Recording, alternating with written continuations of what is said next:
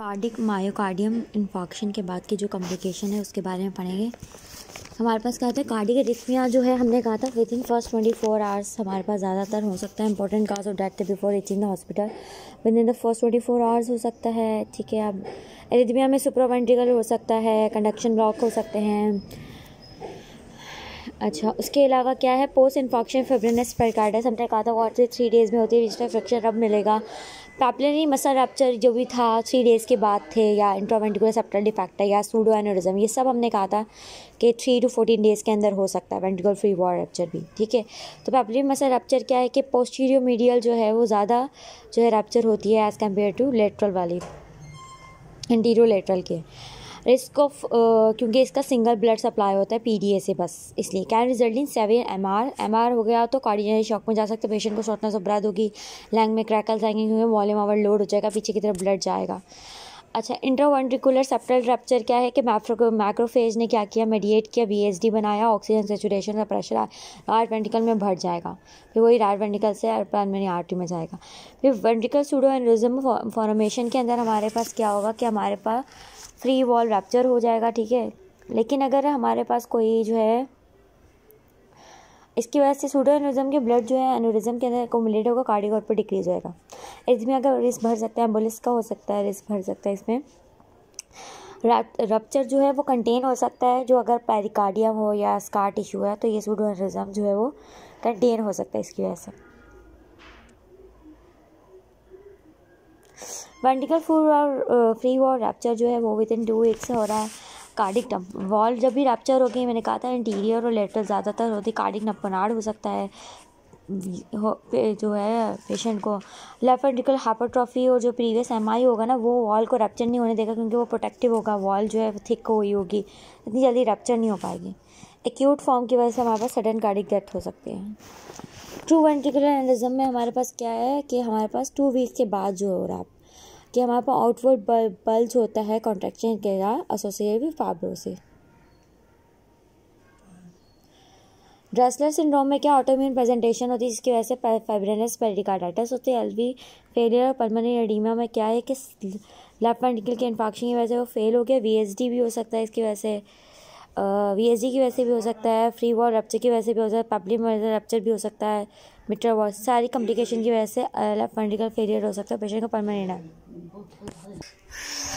इसके बाद हमारे पास क्या होगा कि क्या होगा, कार्डियक इंजरी। हमारे पास जितने भी हमारे पास left ventricle failure pulmonary oedema कब होगा कि हमारे पास जो है लेफ्ट वेंट्रिकल फेलियर कब हो सकता है, जब वीएसडी हो, ठीक है। वीएसडी की वजह से हो सकता है, free wall rupture, papillary muscle rupture की वजह से हो सकता है। उसके बाद ये है कि जो हमारे पास ये जो ऑटोइम्यून पेरिकार्डाइटिस होता है वो कार्डियक एंटीजन जो है रिलीज़ होती है आफ्टर इंजरी, इस वजह से होता है। अच्छा,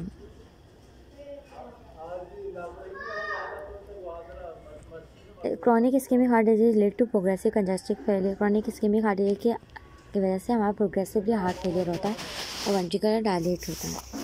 अच्छा, उसके बाद हमारे पास क्या है, एएसएस के लिए ट्रीटमेंट क्या है। अगर अनस्टेबल अनजाना है या नॉन एसटीएमआई है तो हम क्या करेंगे, एंटीकोगुलेट करेंगे, पेशेंट को हेपरिन देंगे और एंटीप्लेटलेट देंगे, दोनों तो हमें लाजमी देना है।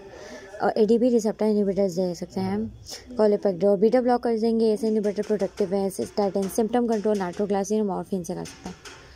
अच्छा, इन एडिशन टू अबव सेपी एसटी सेगमेंट में हम क्या करते हैं, पीसीआई करते हैं, प्रिफर्ड होती है और फिब्रिनोलाइसिस, ठीक है। फिब्रिनोलाइसिस से हमारे पास से प्रिफर्ड है। राइट वेंट्रिकल अगर अफेक्टेड होता है तो आरसी ओक्लूजन होती है, हमें उसके वजह से हमें क्या होता है, सपोर्ट करना चाहिए वीनस रिटर्न को, प्रीलोड को, क्योंकि अगर राइट वेंट्रिकल अफेक्टेड होगा तो आगे नहीं जाएगा हमारे पास, प्रीलोड हार्ट में नहीं जाएगा। हमें आईवी फ्लूइड लगाने चाहिए और अवॉइड देना चाहिए हमें नाइट्रोग्लाइसरीन, क्योंकि वो डिक्रीज़ करेगा प्रीलोड। हमें ऐसी चीज़ें करनी जिससे हमारे पास जो है प्रीलोड इंक्रीज़ हो।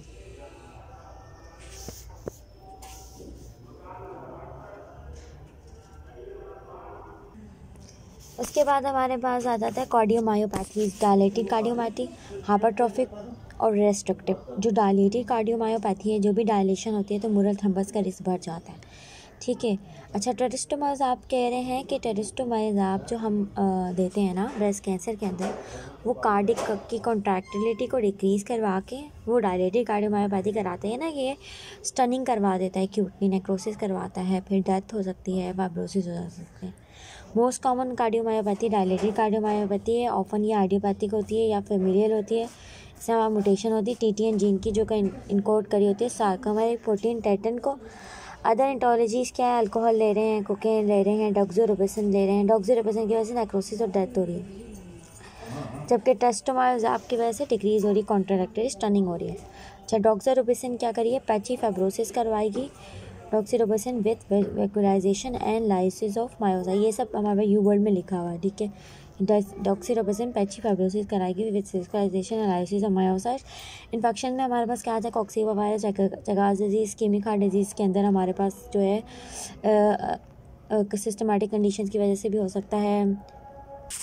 उसके बाद अलावा हमारे पास क्या है, हीमोक्रोमेटोसिस, थायरोइडोसिस, वेट बेरी और पेरीपार्टम कार्डियोमायोपैथी। हार्ट फेलियर हो सकता है, इसकी वजह से हमारे पास S3 साउंड आएगा, वॉल्यूम ओवरलोड की, सिस्टोलिक रिगर्च मरमर होगा, रिगर्जिएशन स्टार्ट हो जाएगी क्योंकि डायलेशन हो रही है, डायलेटेड हार्ट होगा, कई को बलून अपेयरेंस होगी हार्ट की, और चेस्ट एक्सरे पे बलून हार्ट होगा क्योंकि डायलेट है, ठीक है। ट्रीटमेंट क्या है, सोडियम रिस्ट्रिक्शन होगी, इसमें हम करेंगे ACE इनहिबिटर्स देंगे, ठीक है, वो और बीटा ब्लॉकर देंगे, स्कोबेट्रॉल देंगे, डाययूरेटिक्स देंगे, वो चीज़ें देंगे जो प्री लोड और आफ्टर लोड को कम करें, हार्ट की जो पंपिंग को कम करें। लीड्स, अच्छा, इस डायलेटिन में सिस्टोलिक डिसफंक्शन होता है, रिलैक्सेशन नॉर्मल होती है। मिनरल कॉर्टिकॉइड जो है क्या है, रिसेप्टर ब्लॉकर देंगे, स्पिronolactone, जाइरोक्सिन देंगे, इंट्रक ICD और हार्ट ट्रांसप्लांट कराएंगे सकते हैं।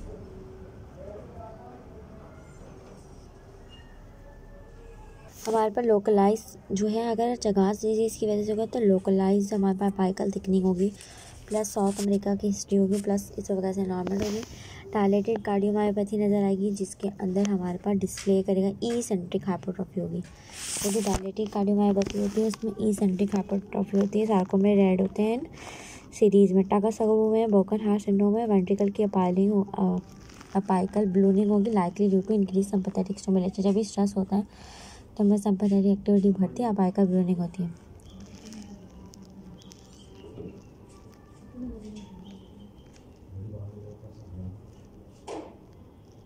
LV की कंप्लाइंस हमारे पास में इंक्रीज़ हमारे पास हो गए, एंजियोटेंसिन इंक्रीज़ होगा, बेटा मायोसिन इंक्रीज़ होगा।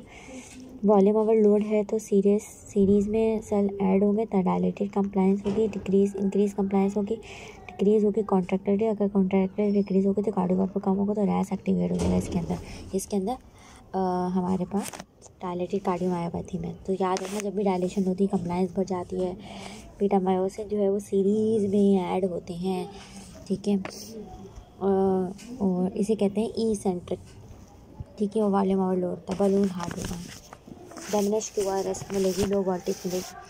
जबकि हमारे पास हुक्म होगा तो वो ज़्यादातर फेमिलियल केसेस होते हैं, ऑटोसोमल डोमिनेंट हो सकते हैं। ऑटोसोमल डोमिनेंट होगा तो वो क्यों होगा, most commonly due to mutation in gene encoding sarcomere protein. वैसे तो फेमिलियल होता है, लेकिन ऑटोसोमल डोमिनेंट हो सकता है सार्कोमेरिक प्रोटीन, जैसे कि मायोसिन बाइंडिंग प्रोटीन C और beta myosin heavy chain involve हो सकती है। सन कभी हो सकती है, क्योंकि हुक्म है तो ब्लड तो इतना जा नहीं रहा, ड्यूरिंग एक्सरसाइज में ड्यू टू सडन डेथ हो सकती है यंग एथलीट में ड्यू टू वेंट्रिकुलर एरिथमिया। तो ये मोस्ट कॉमन सिनेरियो S4 होगा, क्योंकि हाइपरट्रॉफी जब भी होता है तो हमारे पास जो है S4 आता है। ये सिस्टोलिक मरमर होगा, हुक्म का सिस्टोलिक इजेक्शन मरमर होगा, क्रिसेंडो सिंड्रोम मरमर होगा। इसकी वजह से MR हो सकता है, क्योंकि हमारे पास इसमें ना मिट्रल बहुत सही तरीके से क्लोज नहीं हो पा रहा होता।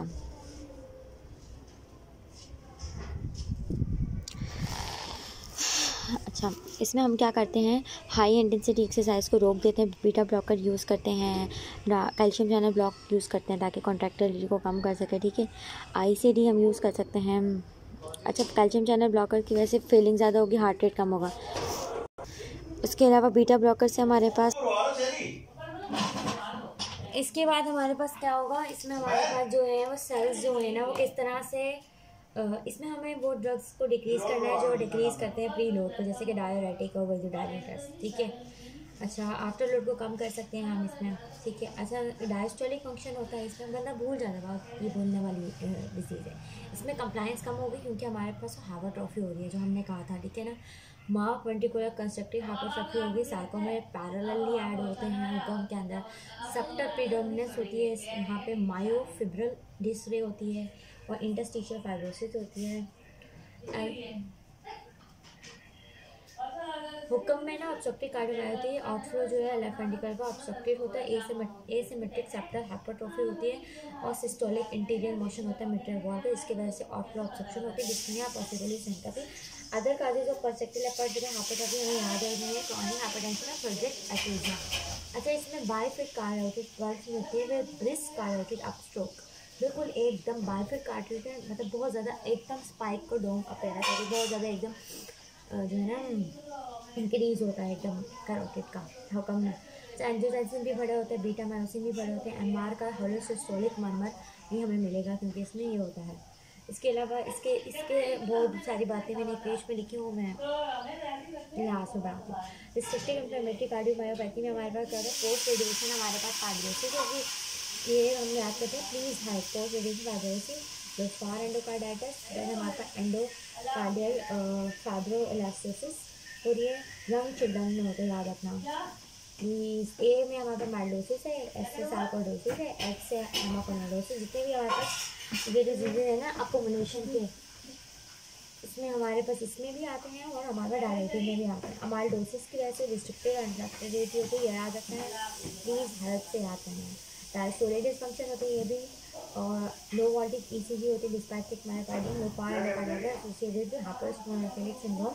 हिस्टोलॉजी शोर इसिनोफिलिक इन्फिल्ट्रेट इन मायोकार्डियम में हमारे पास इसिनोफिलिक इन्फिल्ट्रेट आता है। प्रोलॉन्ग हाइपरटेंशन की वजह से हुक्म लाइक सिम्टम्स आते, कार्डियोवास्कुलर डिक्रीज होता है, किडनी एक्टिवेट करती है रैस को, रैस की एक्टिवेशन से स्टिमुलेट होता है सोडियम और वाटर की अब्जॉर्प्शन, वेजो कंडक्शन होती है, वर्स हो जाता है हमारे पास, वॉल्यूम और हो जाता है, और जिसकी वजह से हमारे पास क्या होता है, डिकम्पनसेटेड हार्ट फेलियर होता है। ठीक है, ये हमें सब कुछ याद होना चाहिए, बहुत इंपॉर्टेंट है ये पेज, बहुत इंपॉर्टेंट है, ठीक है। उसके बाद हार्ट फेलियर क्या है, कार्डिक पंप फेलियर है, कंजक्शन हो रही है इसकी वजह से, मतलब पीछे की तरफ ब्लड जाएगा, परफ्यूजन सिस्टम में ब्लड नहीं जाएगा, डिस्पनिया होगा, ऑर्थोपेनिया होगा, फटीग होगा, साइस्थिली साइन मिलेंगे, रेल्स मिलेंगे, जीवीपी डिस्टेंशन मिलेगी, पीटिंग एडिमा मिलेगा, वॉल्यूम ओवरलोड साइन मिलेंगे। सिस्टोलिक डिस्फंक्शन ये होता है कि हमारे पास इंजेक्शन फैक्टर रिड्यूस होगा, सिस्टोल अगर डिक्रीज होगा इंडस्ट्रियल वॉल्यूम बढ़ेगी, डिक्रीज होगी कॉन्ट्रैक्टली ऑफर सेकेंडरी टू स्कीमिया या डायरेटिक कार्डियोमायोपैथी। डायस्टोलिक में हमारे पास ये होता है कि कॉन्ट्रैक्टली नॉर्मल होती है, रिजर्व होती है इंजेक्शन फ्रैक्शन, इसीलिए हमारे पास नॉर्मल एडीटी मिलेगा, लेकिन कंप्लायंस डिक्रीज हो जाती है, तो इसकी वजह से एंडास्टोलिक प्रेशर बढ़ सकता है, लेकिन एंडास्टोलिक वॉल्यूम बिल्कुल नॉर्मल होगी। ऑफन प्रेशर इसलिए बढ़ेगा क्योंकि जो है डायस्टोलिक डिस्फंक्शन है, और जो है रिलैक्स जो है रिलैक्स सही से नहीं कर पा रहे, कि कॉन्ट्रैक्ट बिल्कुल ठीक कर पा रहा है।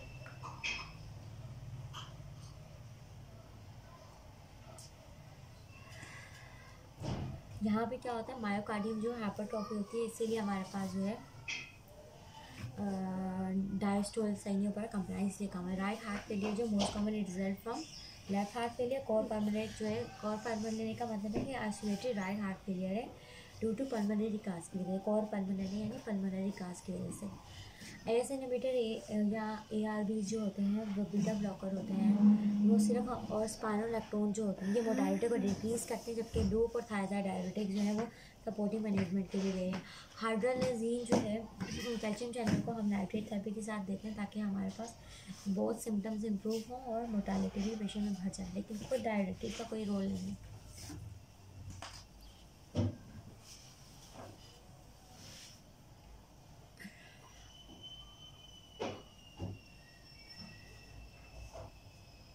अच्छा, सोडियम ग्लूकोज को ट्रांसपोर्टर इनहिबिटर भी हम दे सकते हैं, डिजोक्सिन भी हमारे पास जो है मोटालिटी में कोई रोल प्ले नहीं करता हमारे पास, ठीक है।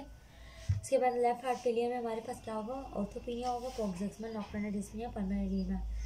जब पेशेंट सुपाइन होगा तो हमारे पास जो है शॉर्टनेस ऑफ ब्रेथ होगी, जैसे ही लेटेगा तो वीनस रिटर्न क्या होगा, सुपाइन लेटते हुए वीनस रिटर्न बढ़ जाता है, इमीडिएट ग्रेविटी होती है और पल्मोनरी कंजेशन हो जाती है जैसे ही लेटता है। पैरोक्सिन नॉक्टर्नल रात को सोते हुए हमारे पास ब्रेथलेसनेस हो जाती है सोते हुए।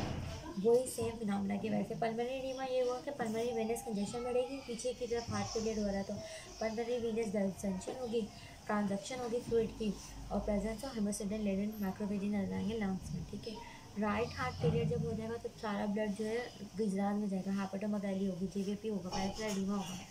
अच्छा, हेपेटोमेगाली की होंगी, सेंट्रल वेनस प्रेशर बढ़ेगा, रेजिस्टेंस हमारे पास जो है इंक्रीज हो जाएगी, तो प्रोडक्ट फ्लो आगे नहीं जा पाएगा, पीछे होगा इसलिए। अच्छा, इसकी वजह से ready lead to cardiac cirrhosis associate with nutmeg mottle appearance जो है, मतलब कार्डियक की वजह से सर्रोसिस हो जाएगी। जेवीपी की वजह क्यों बढ़ेगा, वीनस प्रेशर की वजह, पेरिफेरल एडीमा होगा, वीनस प्रेशर बढ़ेगा, फिर ट्रांजिशन। इनिशियली हमारा लिम्फेटिक इनिशियली जो है हमारे पास जो है ना लिम्फेटिक ड्रेनेज बढ़ जाता है पेरिफेरल एडीमा में। हमारे पास क्या है, ठीक है। अच्छा, उसके बाद हमारे पास है कि हमारे पास जो है हार्ट फेलियर की जो ये डायग्राम दी हुई है, इसमें हमें दिखा रहे हैं आगे डायग्राम। हाँ, हार्ट फेलियर की जो डायग्राम है इसमें दे रहे हैं कि रिड्यूस कॉन्ट्रैक्टिबिलिटी होती है या तो कंप्लायंस डिक्रीज़ होती है। तो कंप्लायंस डिक्रीज़ होगी तो वॉल्यूम कम आएगी, कॉन्ट्रैक्टिबिलिटी डिक्रीज़ होगी तो हमारे पास स्ट्रोक वॉल्यूम कम हो जाती है हमारे पास। ठीक है,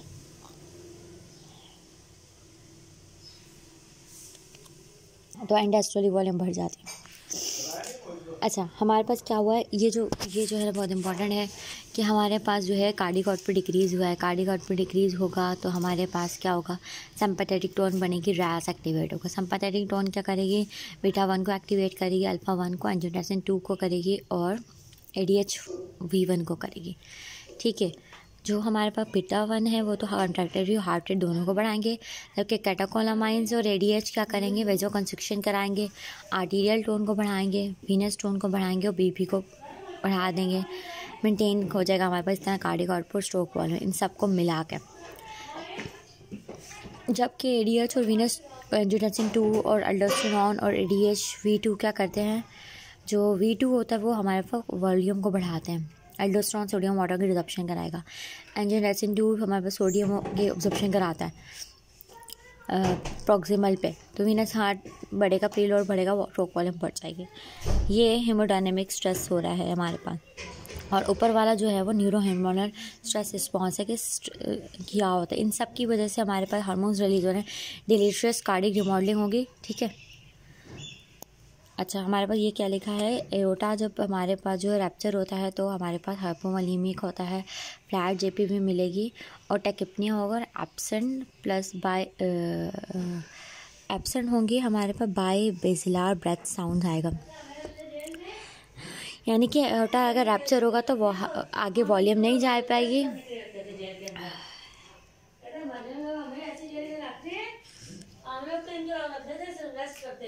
डायफ्रागमेटिक रैप्चर होगा तो हर्निएशन ऑफ ऑर्गन्स होगी, एब्डोमिनल टेंडरनेस नजर आएगी। नेक्स्ट हमारे पास है high cardiac output failure, uncommon form of heart failure जिसमें हमारे पास कार्डिक आउटपुट बढ़ेगा। हाई कार्डिक आउटपुट स्टेट की वजह से हमारे पास क्या होगा, तभी होता है जब हमारे पे या तो सिस्टम में वैस्कुलर रेजिस्टेंस कम हो, या पे हमारे पास वेजोडाइलेशन हो रही हो, या फिर हमारे पास जो है AV शंटिंग हो रही है, बहुत ज़्यादा ओबेसिटी हो, एडवांस सर्रोसिस हो, सेवियर अनीमिया हो पेशेंट का, हाइपरथायराइडिज्म हो, वेट बेरी हो, तो हमारे पास जो है, या पजेट डिजीज ऑफ बोन हो, तो हमारे पास क्या होता है, हाई कार्डियो हार्ट फेलियर होता है।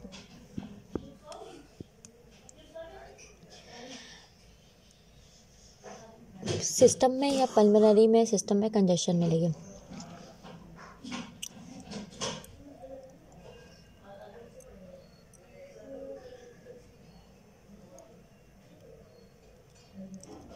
लिखा है, जो जब भी हमारे पास पेरिकार्डियम में प्रेशर बढ़ता है, जैसे जब भी हमारे को एक्युमुलेशन हुई फ्लूइड की, तो लो प्रेशर जो राइट साइड हार्ट होता है ना, वो हमारे पास डायस्टोलिक फिल्म में कोलैप्स हो जाता है। ठीक है, याद रखना, इसे कहते हैं ऑब्स्ट्रक्टिव शॉक। हाइपोवोलेमिक शॉक क्या है, हेमरेज हुआ है, डिहाइड्रेशन हुआ है, बर्न हुआ है, इन सब शॉक में कोल्ड स्किन मिलती है हमारे पास। सिर्फ हमारे पास जो वार्म स्किन है ना, डिस्ट्रीब्यूटिव शॉक में होती है, जो सबसे ज़्यादा एक्सेस की वजह से होता है। CNS इंजरी में हमें ड्राई मिलती है, ये याद रखना। हेमरेज में हमारे पास CVP, प्री लोड सब कुछ कम हो जाएगा। ठीक है, ठीक है। और हमारे पास कार्डियो आउटपुट कम होगा, हमारी बॉडी क्या करेगी, सेकेंडरी आफ्टर लोड को बढ़ाएगी सिस्टमेटिक वास्कुलर रिजनेंस को, ताकि हमें मेंटेन रहे कि बीपी। आईवी फ्लूइड हमने इसमें ट्रीटमेंट में देना है। कार्डियोजेनिक शॉक है, एमआई हार्ट फेलियर है, वल्वुलर डिसफंक्शन है या एरिथमियाज हो रहे हैं, तो कार्डियोजेनिक शॉक है यानी कार्डिक आउटपुट डिक्रीज है ज़्यादा, तो हमारी एसवीआर बढ़ाएंगे ताकि हमारा जो है मेंटेन रहे प्रेशर को। ठीक है, हमने इसको मेंटेन रखना है। एनाट्रोपिक्स देंगे, डायरेसिस कराएंगे, वॉल्यूम ओवरलोड को कम करेंगे, एनाट्रोपिक देके कार्डियक बढ़ाएंगे। कार्डियोजेनिक शॉक डिपेंड करता है राइट है या लेफ़्ट है। अगर लेफ़्ट है तो जेवीपी और पीसीपी दोनों बढ़े होंगे। ठीक है, आहिस्ता आवाज़। ऑब्स्ट्रक्टिव शॉक क्या है, राइट साइड हार्ट फेलियर होगा, कार्डिक टम्पोनार्ड है, पल्मोनरी एम्बोलिज्म है, टेंशन नहीं होता है, तो जेवीपी डिस्टेंशन हो जाएगी इसमें। ठीक है, कार्डिक आउटपुट हमारे पास कम हो जाएगा इसमें भी, और सेम एसवीआर बढ़ा हुआ होगा। अच्छा, डिस्ट्रीब्यूटिव शॉक में हमारे पास क्या क्या, सबसे ज़्यादा एनाफिलैक्सिस होता है, और सीएनएस इंजरी में हमारे पास एब्सेंट सिम्पथेटिक होगी। वार्म स्किन हमेशा डिस्ट्रीब्यूटिव में वेज़ोडाइलेशन बहुत ज़्यादा हो रही होती है, एनाफिलैक्सिस की वजह से एसवीआर कम हो जाता है, जिसकी वजह से आफ्टर लोड हमारे पास बढ़ जाता है। और हमारे पास क्या होता है, इसमें हमारा वेज़ोडाइलेशन हो रही होती है। ठीक है, तो कॉन्ट्रैक्शन जो है हमारे पास बड़ी होती है, इसलिए हमारे पास प्री लोड और आफ्टर लोड कम होते हैं। अच्छा, जो सीनस इंजरी है उसमें हमारे पास कार्डियक आउटपुट नहीं बढ़ता, क्योंकि हमारे पास सेम मैकेनिज्म है, हमारा कार्डियक आउटपुट नहीं बढ़ेगा क्योंकि हमारे सीनस इंजरी सिम्पैथेटिक बिल्कुल ही आउटफ्लो होगा, पूरी सिस्टम में हमारे पास वेज़ोडाइलेशंस हो रही होंगी। ठीक है, प्री लोड कम हो जाएगा, आफ्टर लोड कम हो जाएगा, और हमारे पास इसमें हम लोग जो हमारा एनाफिलैक्सिस है उसमें आईवी फ्लूइड प्रेशर्स देंगे। ठीक है, लेकिन जो एनाफिलैक्सिस है उसमें हम क्या देंगे, एपिनेफ्रिन देंगे एनाफिलैक्सिस के अंदर। अब क्या होगा, ब्लड फ्लो जो है इसमें हमारे पास वेज़ोडाइलेशन होगी, ब्लड फ्लो जो है वो इतना जो है हमारे पास वेज़ोडाइलेशन होगी, ब्लड फ्लो बहुत फास्ट होगा, तो उसमें MVO2 जो है ना हाई होगा। Do not time to extract, oxygen का इतना टाइम ही नहीं होगा एक्सट्रैक्शन करने का।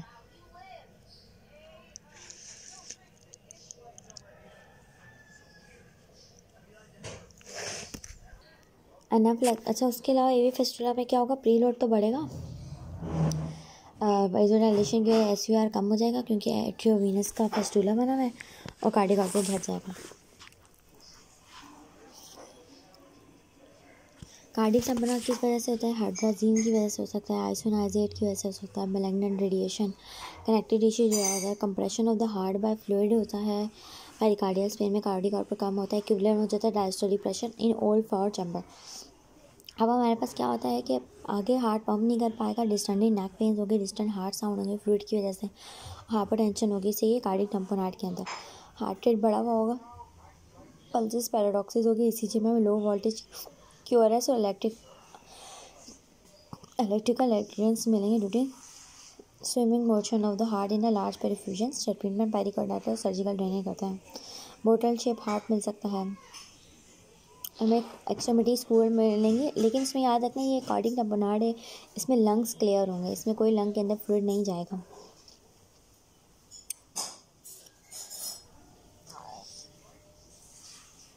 ये देख रहे हैं, ये हमारे पास है लो वोल्टेज, ये हैं लो वोल्टेज QRS कॉम्प्लेक्सेस। ठीक है, अच्छा, इसमें हमारे पास क्या होता है, जब भी राइट वेंट्रिकल की फिलिंग होती है जब भी हमारे पास राइट वेंट्रिकल फिल होता है, जब भी वीनस रिटर्न बढ़ता है during inspiration, right ventricle filling भर जाती है, जो इंट्रावेंट्रिकुलर सेप्टम होता है ना वो चला जाता है left towards the left ventricle. तो हमारे पास क्या होता है, ड्यू टू पेरिकार्डियल कंप्लायंस जो है, पेरिकार्डियल कंप्लायंस बढ़ी हुई होती है, तो हमारे पास क्या होता है, लेफ्ट वेंट्रिकल का इजेक्शन वॉल्यूम कम हो जाती है, सिस्टोलिक भी कम हो जाती है, इसकी वजह से पैराडॉक्सल जो है पल्सेस पैराडॉक्सिस होता है। Decrease in amplitude of systolic BP by greater than 10 during inspiration, हमारे पास क्या होता है, इंस्पायरेशन ब्लड फ्लो बढ़ता है लेफ्ट राइट वेंट्रिकल में, वो पुश कर देता है इसके अंदर लेफ्ट वेंट्रिकल के अंदर पुश करता है, उसकी इजेक्शन वॉल्यूम को कम कर देता है। Consecutive pericarditis obstructive pulmonary disease में मिलता है, जैसे कि कोरूप, OCA, asthma, COPD, cardio picot के अंदर मिलता है हमें। कंजक्टिव पायरिकार्डिटिस जो स्कारिंग होती है नॉर्मल जो हार्ट की वो ख़राब हो जाती है, इलास्टिसिटी लॉस होती है, मंथ्स में होती है। एक्यूटली नहीं हो गई तो हिस्ट्री हो गया। एडियोपैथिक होता है, वायरल होता है, सर्जरी होता है, रेडिएशन और टीबी होता है। रिजिड पेरिकार्डियम होता है जिसकी वजह से डिस्ट्रिक्ट होती है हमारे पास फिलिंग। पेरिटोनियरी राइट साइड का होता है, ठीक है। कंजक्टिव पायरिकार्डिटिस जीवीपी राइज होती है, नॉक हमें साइन मिलता है पेरिकार्डियम में, बहुत हार्ड है, नॉक होता है। पल्सिस पैराडॉक्सिस मिलेगी, कॉस्मल साइन मिलेगा, इसमें अर्ली डायस्टोलिक साउंड मिलेगा बिफोर एससी, परमानेंट जो है ना एक्स डिसेंट मिलेगा और वाई डिसेंट। जब एम्पटिंग होगी हमें बहुत ज़्यादा वाई डिसेंट मिलेगा, और एक्स होता है जब हमारे पास एट्रियल रिलैक्स होगा ना तो वो भी परमानेंट मिलेगी। अच्छा, हमारे पास जो हाई कार्डियक हार्ट फेलियर होता है उसमें हाइपरकिनेटिक पल्स मिलती है, यानी injection of large stroke volume, यानी अच्छा हाइपरकिनेटिक पल्स क्या होती है, rapidly due to rapid injection of large stroke volume against the decrease afterload, ठीक है। बैक्टीरियल एंडोकार्डाइटिस हमारे पास, रोमेटिक फीवर हमारे पास लास्ट जो है ये डिजीज़ हैं पैथोलॉजी के। इसके बाद कोई डिजीज़ है, हाँ 2-3-4 और हैं, ठीक है। बैक्टीरियल एंडोकार्डाइटिस एक्यूटली होती है। एक्यूटली हमारे पास किस वजह से होती है, स्टाफ ऑरियस की वजह से होती है जो हाई वर्डलेंस है। लार्ज वेजिटेशन जो नॉर्मली वाले वॉल्स, नॉर्मल वॉल्स को कौन इन्वॉल्व करता है, स्टाफ ऑरियस करता है जो रैपिड ऑनसेट होगा। सब एक्यूट होगा यानी कि कोई पहले से कोई डिजीज़ वॉल्व है, डेंटल प्रोसीजर हुआ, ग्रेजुअली होगा, वर्डलेंस होंगे जो कि लो वर्डलेंस है, तो वो सिर्फ लो वर्डलेंस है तो सिर्फ डिजीज़ को ही इन्वॉल्व कर सकता है। फीवर इसका फ्रॉम जैन विथ लव हमें याद करना है। फीवर, रॉसपोर्ट, ऑसलैंड और murmur, Janeway lesion, anaemia, nail bed, emboli. मुझे ज़्यादातर जानवी और अनीमिया भूल जाता है।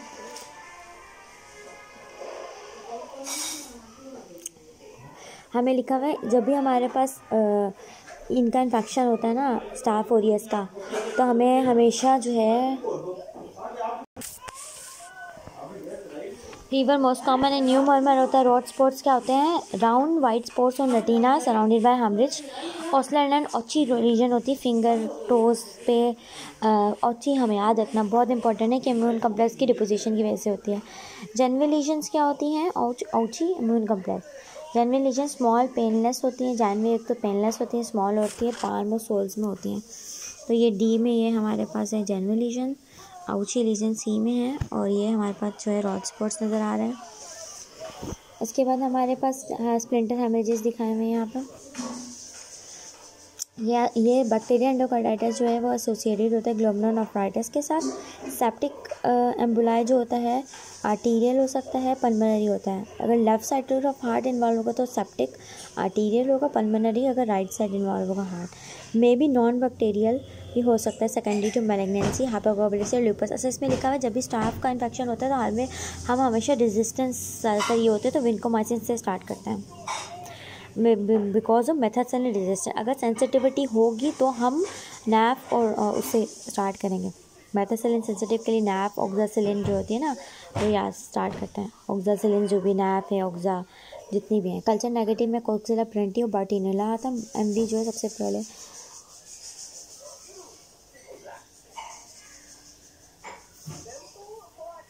मिट्रल वो सबसे ज़्यादा इन्वॉल्व होता है लेफ़्ट साइड का, ठीक है। ट्राइकस्पिड होता है जब हमारे पास आईवी अब्यूज़र होता है।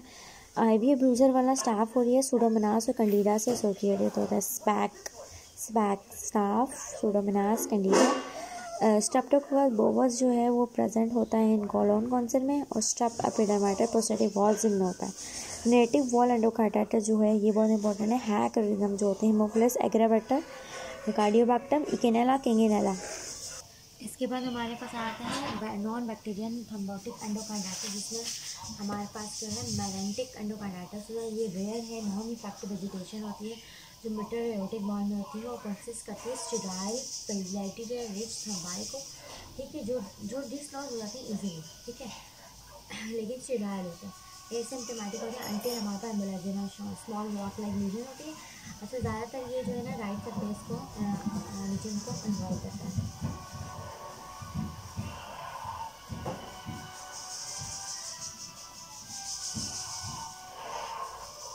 अच्छा, राइट साइड जो पल्मोनरी कैपिलरी प्रिवेंट करती है उसको लेफ्ट साइड में जाने के लिए ये मरेंसी जैसे पैंक्रियाटिक एडिनोकार्सिनोमा SLE के साथ रिपेयर होता है।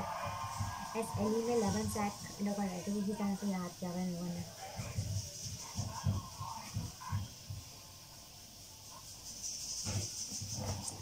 उसके बाद हमारे पास रोमेटिक फीवर आता है। जब हमें फंजाइटिस का इन्फेक्शन होता है ग्रुप ए के अंदर, जो हमारे पास बीटा हेमोलाइटिक है ना, बीटा हेमोलाइटिक सेप्टोकार्क में ग्रुप ए होता है, वो इन्वॉल्व करता है। लेट सेकुलेस का रोमेटिक हार्ट डिजीज होता है, जो मेटल मैट को बनाता है, यानी मेटल का एओर्टिक को टाइट रखते हैं, जो कि हार्ट प्रेशर वॉल्व होता है। आइलिंग जो रीजन है वो मेटल पहले जो है वो लोग सिनोसिस करवाते हैं, ये रिवर्स करवाता है और बाद में सिनोसिस करवाता है।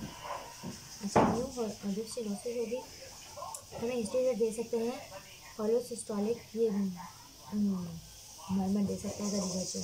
एसोसिएटेड स्कॉप बॉडी, जो कि ग्रैनुलोमास होते हैं विद जाइंट सेल्स, ठीक है। NS जाइंट सेल्स यानी इंटरस्टिशियल ग्रैनुलोमास होते हैं।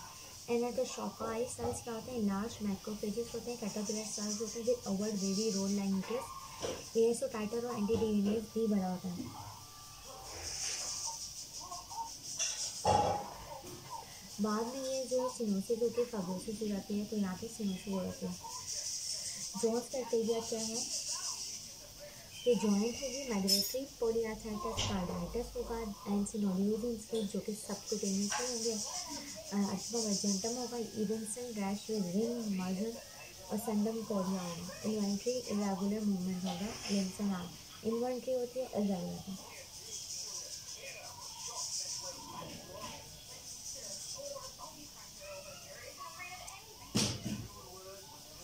कैप्टिव हेपेटाइटिस रिएक्शन है, not a direct effect of bacteria, antibody जो है एंड प्रोटीन के खिलाफ होती है, वो क्रॉस रिएक्ट करती है सेल प्रोटीन जो कि हार्ट में होती है, myosin molecular magnetic basal ganglia को इन्वॉल्व करती है, इसलिए हमारे पास जो है वो संडम कोरिया होता है।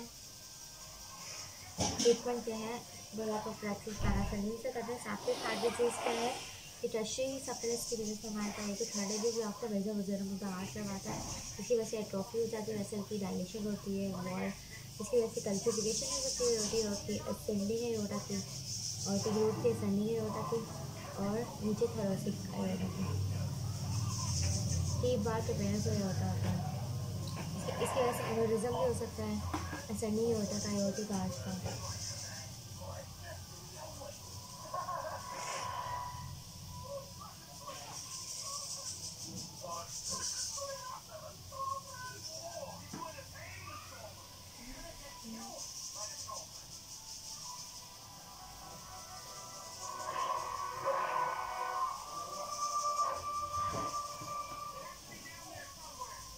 अच्छा,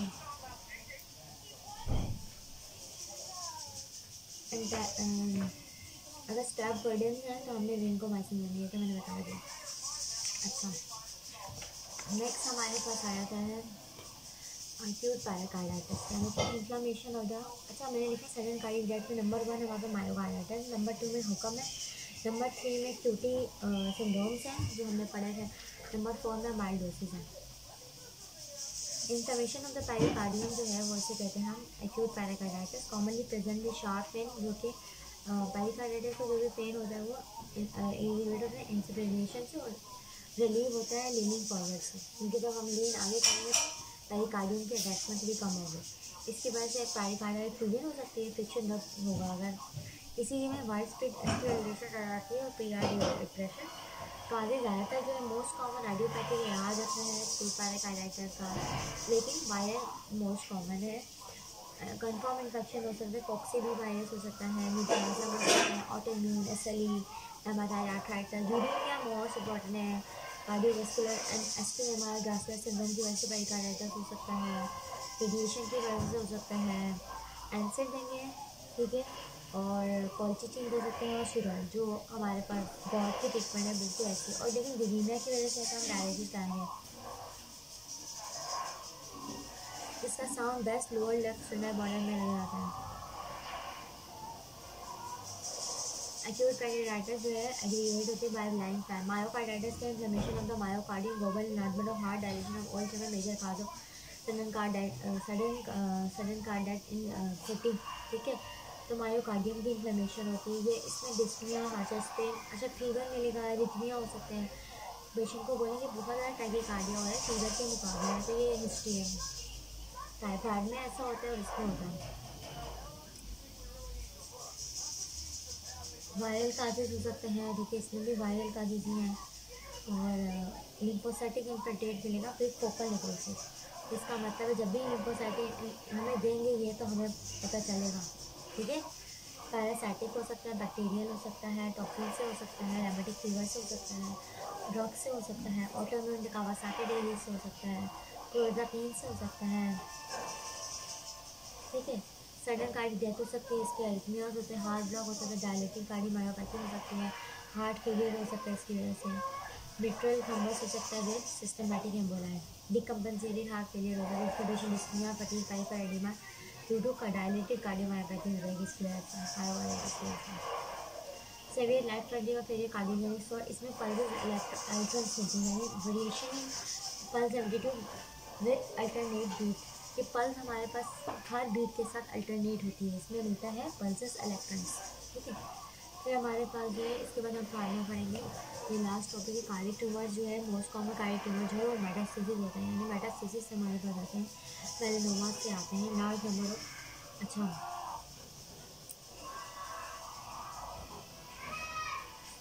मोस्ट कॉमन मैक्सोमास हैं जो एडल्ट में होते हैं, मैक्सोमास एडल्ट में होते हैं, एट्रियम में होते हैं, जो ज़्यादातर लेफ्ट एट्रियम के होते हैं, वॉल ऑब्स्ट्रक्शन कराते हैं लेफ्ट एट्रियम में, एसोसिएटेड क्या कराते हैं एकदम लेफ्ट वेंट्रिकल को ऑब्स्ट्रक्ट करते हैं, मल्टीपल स्कैनकोपी एक्सप्लोड करवाते हैं, इंटरल्यूकिन 6 प्रोडक्शन होती है, इसी वजह से फीवर वेट लॉस आता है, अर्ली डायस्टोलिक, तो डायस्टोल जब होता है ना ट्यूमर का प्लम्प साउंड आता है, तो हिस्टोलॉजी, अच्छा जितना ज़्यादा हमारे पास डिक्रीज स्पीड और अपराइट हो तो हमारे पास वर्ड्स होता है क्योंकि ऑब्स्ट्रक्शन होती है ना, और जब हम लेटते हैं तो प्रेज और घट जाता है तो इम्प्रूव होता है हमारे पास ये।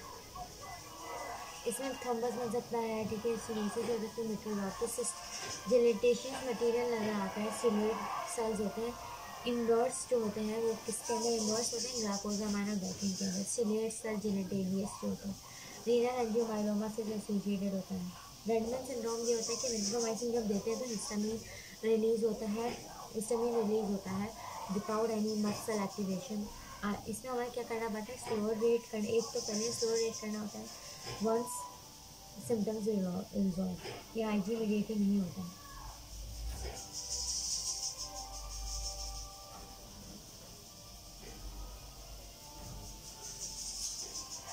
रब्डोमायोमास बच्चों में होते हैं, एसोसिएटेड टीएस के साथ होता है, हमाटोमस ग्रोथ होती है,